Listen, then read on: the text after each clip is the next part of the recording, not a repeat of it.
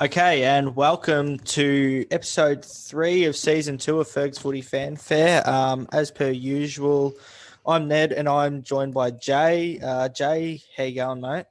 Good, mate. Long time no see. Just been a little while since our last episode. So happy to keep the good things rolling.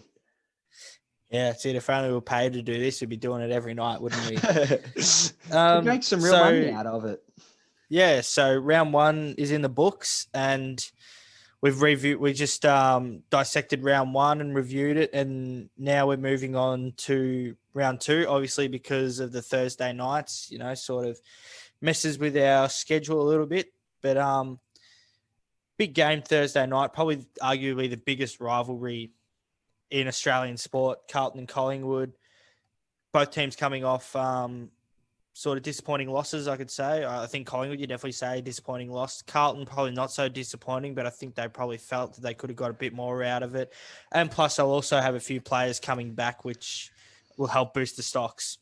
Yeah, spot on. Carlton's got Zach Williams coming back in after his one-game suspension, and Collingwood's got Steele Sidebottom coming in. Now, I don't think there was any real injuries from either department, not to big names. Anyway, I think that both teams will really enjoy, firstly, the additional crowds that have been allowed into the footy from round 2 onwards. So it's capped at 75%, which is something like 73,000 or something for the MCG, is it? 75. I think it's pretty even. Yeah. So Jack Martin also comes in, and Eddie Betts has also been named in the extended squad. Yeah. So look, I mean, if you were to base it off last week's performance, which is really all that you can go on at the moment, I think that Carlton is looking the likely victors. They might be slightly concerned just with how they finish the game and whether they've got the legs to really, we know that last year Carlton had real problems with their consistency throughout 4 quarters. I think they were the team with the highest number of conceding 5 or more goals throughout a season. That's something that they'd want to avoid happening this year. But based on the way that they played last week, I can't see Collingwood getting a huge score on them. Yeah, so obviously Collingwood being the favourites, probably rightfully so. Who are you tipping? Wait, Collingwood are favourites? Collingwood are favourites, only slight. Oh, wow. Going by Sportsbet, $1.85 to Carlton's $1.98. Wow, I wouldn't have picked that, honestly. I'm going to tip Carlton. I thought that this would have been, if anything, the other way around. Yeah, I'm in full agreement with you as well. I think, Carlton played 3 very good quarters last Thursday, and I think if they're able to string together those 3 quarters, from what we saw on face value, from what Collingwood presented, I think Carlton will win this game.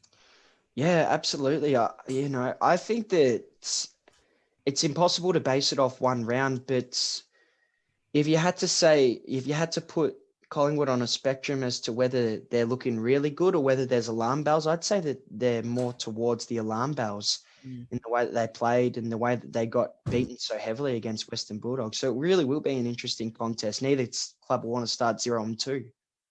Yeah, well, I think we're only going to be able to take it on what we've actually seen. I mean, from our perspective, and I think from, like what you said, from what I've seen, I think Carlton looks like the real logical pick.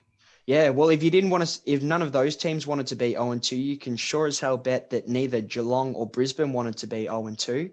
And one of those teams faces that possibility on Friday night. What are your thoughts, and who do you think will get up for it? This is a very enthralling contest. To think that these 2 teams played in a preliminary final last year, and the fact that one of them is going to be 0-2, which I think is going to pay very big consequences, because both teams have lost a game they can't afford, but also then now they've got, that sort of 50-50 game that they sort of hope to win. I think though, if I was Geelong, so how would I put this? So I'd feel more confident as Geelong supporter being 0-2 than being 0-2 as a Brisbane supporter. I think if Brisbane go 0-2, things can get pretty hairy. I think just because, obviously the fact they lost Raynor in the preseason, and it's just all sort of things tumbling down on each other. And obviously now Brisbane are a top side, and they've got to somehow find a way to stay on top. So And I think for the fact that this game is at Kardinia Park, I'm going to pick Geelong. Yeah, I think that's really one thing that you can't afford to undermine with going 0-2 is the mental side of it. You know, you have to get yourself into a mindset where you feel like you can get back to winning form. And it's difficult to do that when you're 0-2 and, you know, both of these teams have come off, you know, a prelim loss and a grand final loss. So there'd be question marks amongst whoever loses this week. And similar to you, home ground advantage, I'm going to have to go Geelong. But also the fact that they've been so good for so long, it really speaks to their professionalism and their confidence in themselves. I think that the game against Adelaide is more likely to be an outlier and that they'll come back with a bit more of a fighting spirit and try and move the ball a bit more attractively and in a more positive way. So I think as well as, you know, if we're talking about right now, so from what we predict, Brisbane will be 0-2. Round 3, they have Collingwood at the Gabba. And then round 4, they play the Bulldogs in Ballarat. It's and then crazy, Geelong, isn't it? Geelong on the other side probably have it a bit easier. They've got Hawthorn at the G, and then they have Melbourne at the G. Yeah, it's crazy from a Brisbane Lions perspective. You know, you wouldn't, especially grabbing someone like Danaher over the pre-season. The last thought they would have been having is, you know, we could potentially, after 4 rounds, be 1-3. And, you know, that. Yeah. And if you were to base it on the odds, I'm assuming that was what it would look like at this point of time. That's probably looking like the real, yeah. That's probably what it's looking like. Yeah. Sydney, Adelaide, Ed, both teams obviously huge winners in round 1. Yeah, so it's the you know, the polar opposites, isn't it? I think being at the SCG, I think Sydney showed a lot more signs over 4 quarters than what Adelaide did. Obviously, Adelaide were hanging on for dear life, really, from really halftime onwards. They were able to just to stop that real flow from Geelong. You know, Geelong would kick 2, Adelaide would kick 1, Geelong would kick 2, Adelaide would kick 1. They were just able to stop that real harsh momentum from Geelong. But in saying that, it was nearly turning into panic stations, and you just see the relief after they won. You know, I think it looked just more like relief that they were able to hold on to it. Whereas I think Sydney just absolutely outclassed Brisbane. And with the game being at the SCG, I'm going to say Sydney. Yeah. The commonality between inexperienced teams is that when they're playing their best, they look outstanding and you can see the potential of all these players, but it happens inconsistently. But the one thing that you like to always think with a younger squad is that they're going to bring the effort. So you can assume that both Sydney and Adelaide will bring the effort and the pressure. But I think that Sydney is more likely to win than Adelaide. And I'm going to tip Sydney. I think that they've got a few more stars in their lineup, like genuine certified stars, as in Papley and all that. And it'll be interesting to see, you know, it's speculated that Buddy's going to be back this week. So whether he hits the ground running or he takes a little bit of time to find his form, that'll be something that will be heavily publicised over the next few weeks as well. That's obviously last episode we spoke about Taylor Walker playing well as a good story for football. I think Buddy Franklin come back will be a great story as well. Yeah, he obviously absolutely. missed all of last year. So, you know, we like seeing the best players in the game on the park, and, you know, it's just not, you know, it's not really appealing watching Sydney play if there's no Buddy. Well, that's right. And everyone likes a feel-good story. I think it's 56 goals to reach 1,000. So wouldn't that be something that, I don't know, I think it's going to be very difficult for any forward to grab that number in a long, long time. So to see someone kick 1,000 goals, I think would be great for footy in general. I think let's hope as well, because he's definitely deserved it. He's definitely been, I always say that he's probably been one of the best players that I've seen throughout, you know, my lifetime of watching football. I think the way that he plays, he's the best key forward that I've seen in my, you know, just him from my time. So it'd be a great achievement for him if he's able to do that this year. Spot on. So both tipping Sydney? Yeah, I'll be tipping Sydney, yeah. Yeah. All right, and then we got Port Adelaide, Essendon. Port Adelaide playing their first game at home for the 2021 season. It's hard to see them getting trumped by Essendon up there, isn't it? Down it's hard there, to see. side to there, whatever you want to say after our last incident, last episode, to the side and slightly below or whatever it is. It's over there. When you're talking going across, you're talking over there. When you're going north, you talk up there, south down there. But yeah, it's hard to see Port losing at the Portress, mate. The Portress. Geez, is that some kind of new slang that your mate Tyler's got you into? Oh no, mate. I think it was just. I reckon it was something that I heard on Fox Footy a fair while ago. It might have been a like a Dwayne Russell sort of thing or something like that. Oh, wow. Okay. So do you think Yeah. with the 75% crowds, they're going to have enough room for their tarps, or do you think they're going to have fans in there? Well, you got to remember they're in another state, mate. So their restrictions are different to ours. What are they playing at full capacity, are they? Well, I don't think they're full capacity. I think the Adelaide game was at 30K. So it could be nearly somewhere up. I'll do the maths. Oh, they're at lower restrictions than us. Or I think that'd nearly be the same, I reckon. I reckon that'd nearly be the same. I think the Adelaide game was a bit over 30. I think the capacity is about 50. So I think they ran about that 70-75% mark. Right. So yeah, I have got you wrong there, but yeah, they are, I think, under different restrictions to us. So we might see a tarp or two? Don't know. Through no fault of their own this time, I suppose.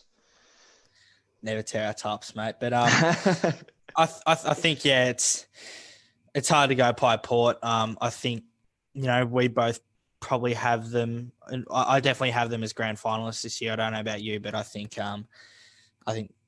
this will be a walk in the park for them. Yeah, totally agree. I'd pick them, and if I had to put a margin on it, I'd have it as quite a considerable one.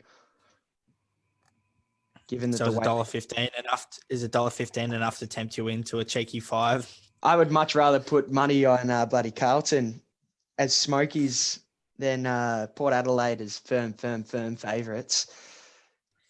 All right, moving on. So we now see your mob against your not so very much like mob. Yeah, no, ain't that the truth?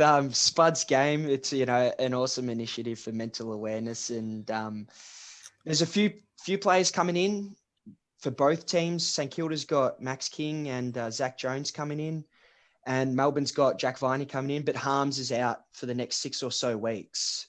Snapped wing, yeah. I did find it a bit weird how obviously Richmond and St Kilda obviously already have the Maddies match, but I thought Richmond and St Kilda would nearly been the logical one for Spud's game, just being that Spud was involved in both clubs. So I do get that we already have the Alana Madeline. Oh, no, but we do play twice game this season. So I think the main reason is because it's round 2 though. It's the round 2 thing and number 2. And not only that, it's their first home game in, however long. It's the first real chance that they've had to respect Danny Frawley since he passed away, which is starting to get towards 2 years ago now. So I think it's something they've had planned for a long time. And Melbourne isn't the definite opponent for each year if it does decide to go on. So, but you're right. I think that if Saints are playing Richmond twice, it definitely could have been something talked about. Yeah. I think your mob are going to be hard to look past. I think, obviously with Jones and King coming back in, it's going to create a better dynamic for your side.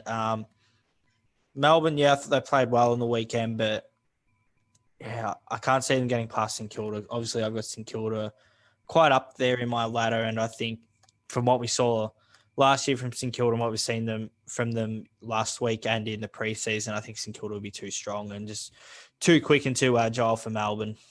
Yeah, I think something that could really deter the Saints from winning is their ruck stocks. So coming up against Max Gawn, and it looks as though that Luke Jackson draft there, he's going to be quite handy for them, pinch hitting in the ruck as well.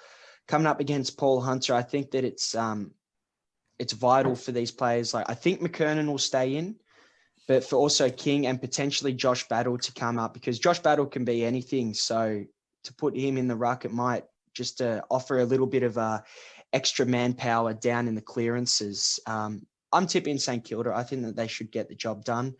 And with a few more names back, that'll probably make them feel a little bit more confident as opposed to where they would have been sitting last week.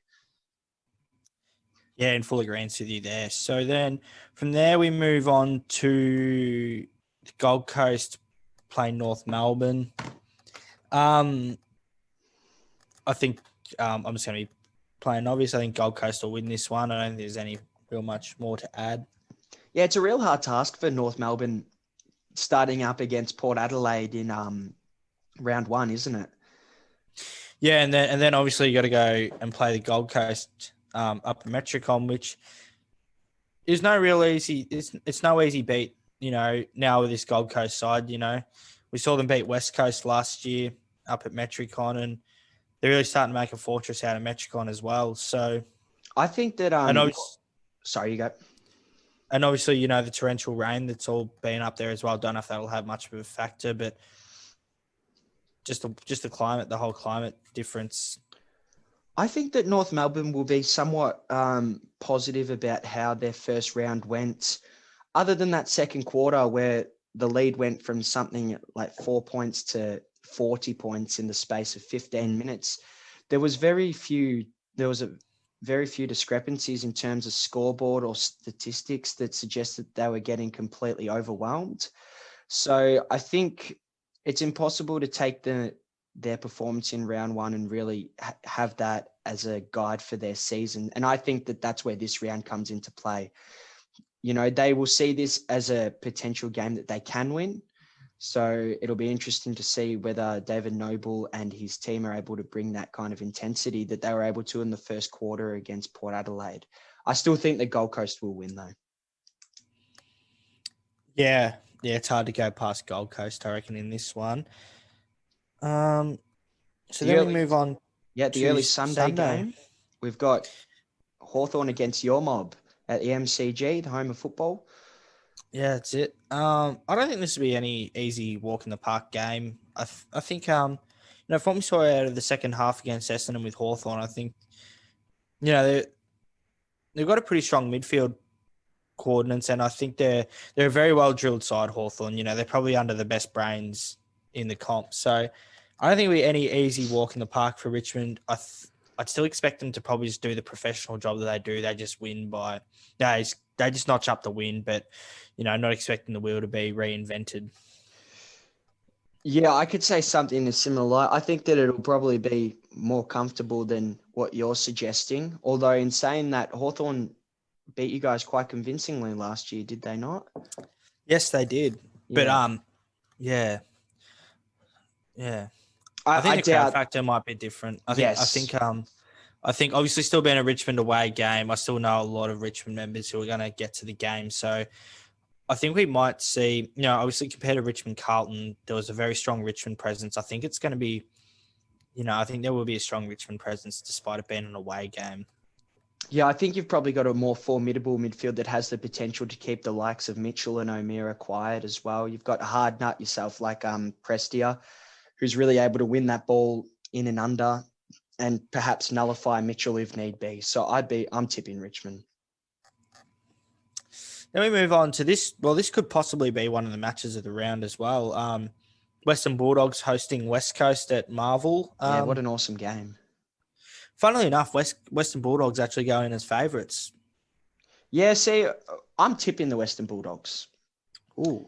Yeah, I'm tipping the Western Bulldogs. Wow. A little bit risky. Do you want to know why I've done it? Trelaw. Midfield. It will be so interesting because I think that these are the best two midfields in the comp. So for them to come up. Hey. You don't think so? I'd probably nearly agree with you. Well, probably two of the best four, I'd say. Yeah, I think that midfield wise, I'm going to stick by that comment. I might have Port Adelaide in there, but I think I'd have Richmond fourth in terms of midfield. But yeah, with the top two midfields, maybe I'm being a little bit, maybe because of home ground advantage, I think is the most likely reason I'm picking them. But you can definitely argue in West Coast favour. They've got known avenues to goal, and it looks like Oscar Allen's going to, step up again this year and become a better player than what he was last year. and alongside Darling and Kennedy, that's always dangerous. And then you've got their small forwards, Ryan and Cripps running through. They know how to score, and they don't really have to worry about finding avenues, where I think that Bulldogs are still trying to find that link and that consistency from one of their tall forwards. Yeah, well, I'm going to go West Coast, and I think it's what we discussed in our last episode. The climate is not an issue at Marvel. It's going to be a dry pill. West Coast love to control the ball, kick mark. The ball's going to be dry. There's going to be no excuses. There's going to be not much of a breeze. There is that little swell that does go through Marvel, but it's not going to be anything that should really affect clean disposal. And I think West Coast is just going to be too big, too strong for the young pups. Yeah, well, there we go. That might be that's our first difference for round 2 and our second difference for the year. So you might be able to catch one up on me there, mate. I don't know, unless you get one up. And then we got the twilight game of Freo and GWS. This could also turn out to be a very interesting game, couldn't it? Well, I don't know. Are you looking at a cheeky 10 on GWS being outsiders at $2? Really? Wow. Yeah. Yeah, really, really. Really? Whoa. Really? Yeah, well, I would have had them at split. I honestly don't know who to pick in this game. I've tipped GWS, but that's only because what you hear about them, and I wouldn't be surprised if they fudged this game and Freo won. Yeah, I wouldn't be surprised either. Obviously, the home ground advantage probably does play a bit of a part, but I think I still think GWS probably have a better. They probably look better on paper than what Fremantle do at this point in time. Yeah. So I think, if you're just going for a logical, they've still got a few more sparks, Toby Green, and if the weather's good, then, it's always difficult trying to assign a role onto him. And then Cornelio's more than capable. Hopper played very well last week for the Giants, and Haynes is pretty lethal out of the back line as well. Taranto as well. Look, I think their midfield's better on paper than what Freo is, and I think if they're able to get first use of the ball, I think they'll go a long way to winning that game. Do you think the home ground advantage really accounts for much in terms of Fremantle up in WA? I suppose it depends maybe who they play. I mean, and given the climate, if throughout these early stages of the year, it's generally going to be a bit more hot over there. So, right now in Victoria, we're experiencing, a lot of rain, quite cold weather. If a side from Victoria was to go over there now, probably just not being, and if it's a scorching 34-degree day or 30-degree day over in Perth, I think that plays right over into Fremantle's hands. But then obviously it obviously has a conversing effect. Well, you'd imagine that I believe this is their first. I'm lying because I'm not too wary of the restrictions in WA in terms of crowds, but they'd be hoping to get a full crowd in, and they've got a lot of promising signs. And, it's once again with those slightly inexperienced teams that when they do manage to get it right, they look really dangerous. It's just a matter of how regularly they're able to do it, which we saw last week. They were nowhere near what they wanted to produce and what they hadn't produced in 2020. Yeah, hit the nail on the head there. They caused a few upsets last year, but then they're also very disappointing as well. So they look to make amends, and I think no better way than, kicking it off at home and getting a... Still, I think, them beating GWS in my book's an upset. Yeah, totally agree. Although the bookies do not believe that. So you have to start running your own bookie corporation, mate. Yeah, I might have to chuck on a bit of a multi. I reckon. A few sly ones in here. What have you got? You got Carlton, West Coast, and GWS. What does that do for you? I'll actually do the sums for you right now, if I can. Delicious. I'll see if they let me do it. It'll be interesting to see how many rounds that it takes until you start seeing the top 8 start to form. At the moment, like with some of these big games, could really throw teams off. Carlton, Collingwood, huge in terms of round 2. These are teams that both still believe that they can make the 8, but, they're going to have to start putting results on the board fairly soon. And even a game like Sydney, and if Sydney's able to get off to a good start, they'd be thinking the sky's the limit. So all up as a multi, combined price would be $9.55 for the 3 Smokies. For Carlton, West Coast, and GWS. Yeah, right. So we usually have Mark's multi. This is going to be Ned's multi. Yeah, no, we haven't got in touch with our betting supervisor just yet. But I think that's there could be something in that, I reckon. All right. You heard it here first, people. Get down and go and lower the odds. All right. Well, that'll do for us in terms of our round 2 preview. Thanks a lot again, Ned. We'll be back next week to review round 2 and then to put a preview into round 3. So thank you all for listening and have a good week. Go Saints.